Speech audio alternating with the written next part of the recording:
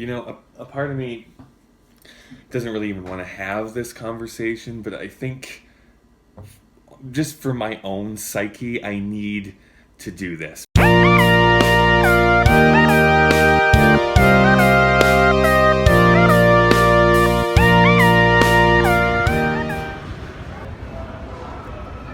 Okay, so today is a day filled with running around and doing errands. I got my furnace filter 3 times protection, so I feel very protected.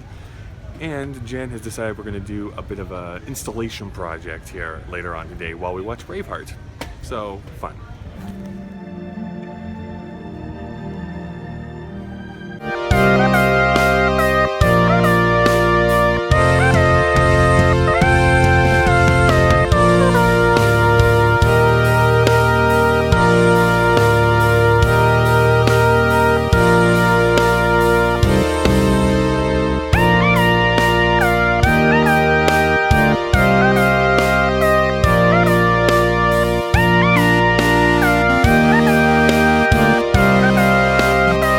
Braveheart is still playing, don't mind the copyright infringement. I've created a background. Oh well, Jen mostly created a background for me. So I can all look professional and junk. Oh, settle down. And after hours and hours of work, this is the finished product. Let me get in. There I am. Look at that. All nice and beautiful. Nice and well lit. You can see every single pore of my face. I'm sorry.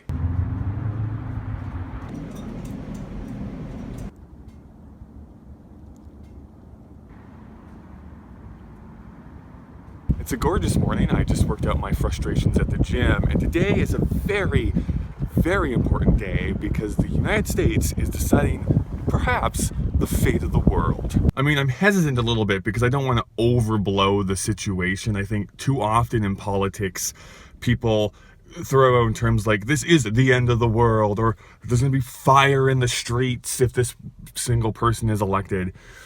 And I usually am cautious about that. I usually, politically at least, I'm kind of like in the middle between the two extremes. This is the one time though, and I get it, there's criticisms on pretty much any candidate that's running in the race, but there is a definite choice that I think is kind of a doom and gloom situation. That person, of course, is Jill Stein. Forced comedy aside, let's go watch the results because, oh, and by the way, as you can see with the advent of daylight savings time, it gets dark now before 5 o'clock in Canada.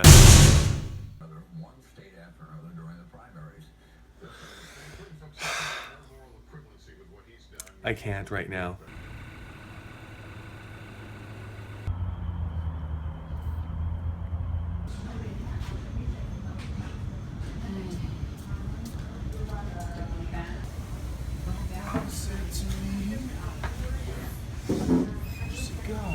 What are you doing, Daniel? I'm okay. I just ate like a huge bowl of rather hot. A part of me doesn't really even want to have this conversation, but I think just for my own psyche, I need to do this because here's the thing. I mean, what the world doesn't need right now is another white guy talking about how he feels that Donald Trump is now president. But I also don't want to look back on this in 50 years and be like, wait again, what's YouTube again? But I also don't want to be like, ugh, I should have said something when I had the chance. So bear with me. If you're sick and tired and just like you don't want to have anyone talk at you about election talk, then by all means, stop the video, go do something else. It'll probably be more productive than the conversation I'm about to have. I'm going to try and keep this level because there's a lot of maybe even conflicting thoughts that are running through me, so I'm going to hopefully walk you through this process of mine. On Tuesday night, I was watching election results. I was actually recording a podcast live at the same time. I do this podcast called Whatever This Is with a friend of mine, Grant, who lives down in California. We normally talk about pop culture type stuff because who doesn't have a podcast where two guys talk about pop culture stuff?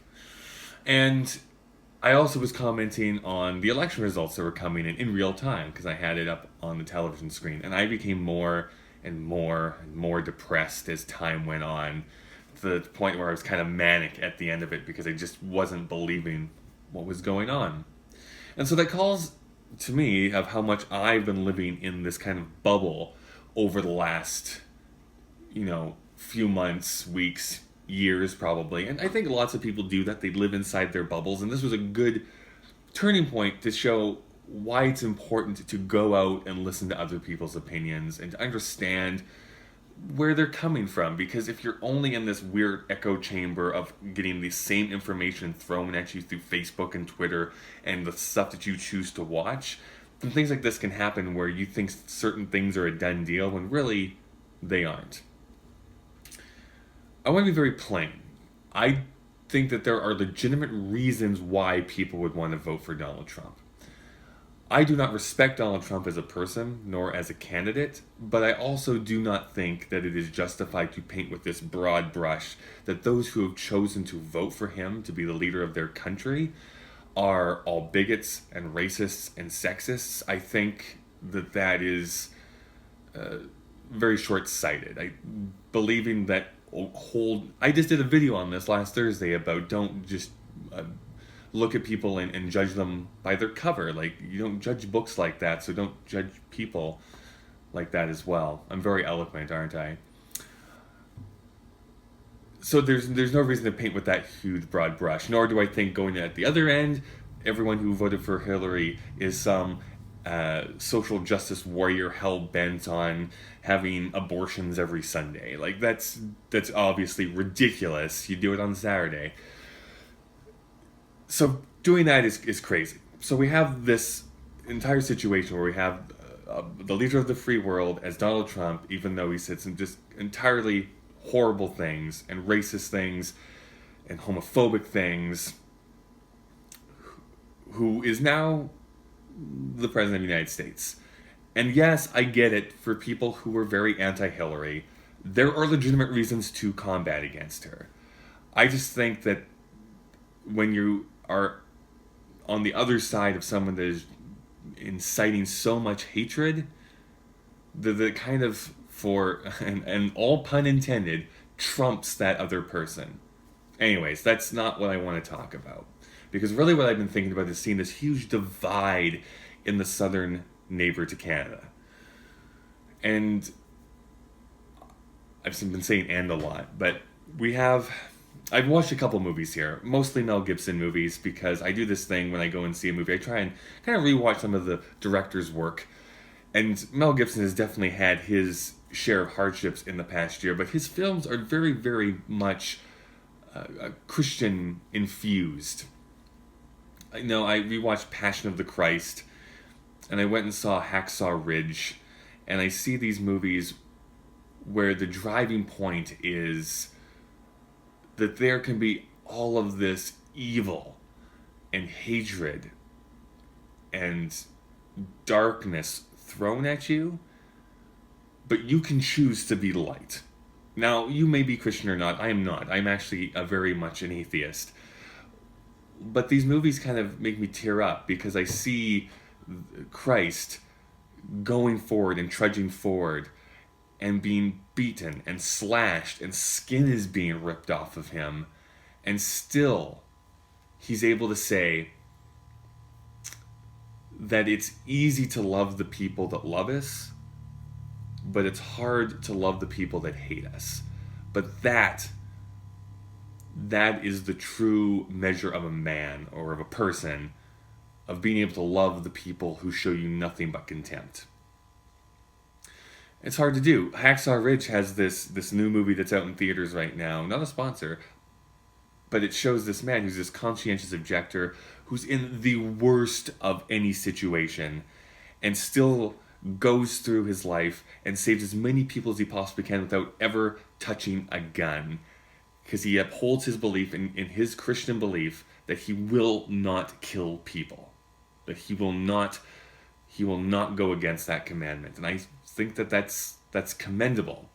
Why bring that up as anything here right now is that there's these two huge groups going on, and which seems to be broken down into like conservative and liberal in the United States, or Republican and Democrat. You have to kind of choose this tribe, and you have to support that tribe no matter what your candidate says or does, which I think is damaging in and of itself. But what I think is also important is to do that reach across the aisle, which is, it's easy to just say, I don't need to listen to you, you're an awful person, and I'm going to, push forward with my life. But I think it's important to fight for the things that you really, really care about. But I think it's also important to really, truly understand what that other person's point of view is. Like I said at the beginning, I don't believe that every single person who supported Donald Trump is a racist, is homophobic, is sexist. There are reasons why you would want to support a conservative candidate who is hopefully going to help you out in your economic reality at this time. But I hope that there's that little bit of grace that people can show to one another, that can see that there is a need to understand each other instead of to vilify each other so much. My friend Nick, I saw on Facebook here today that he posted this video and said, if you see racism or threats against a minority happening, these are some steps that you can take. And I thought it was great. It was a very informative video, and it was a good public service that he did. And there was a comment that went underneath. It's like, oh, really? Like, you don't care about the people who attacked these Trump supporters? You don't care about the people that did this and this and this? And he listed a bunch of things that have happened to a bunch of conservative groups.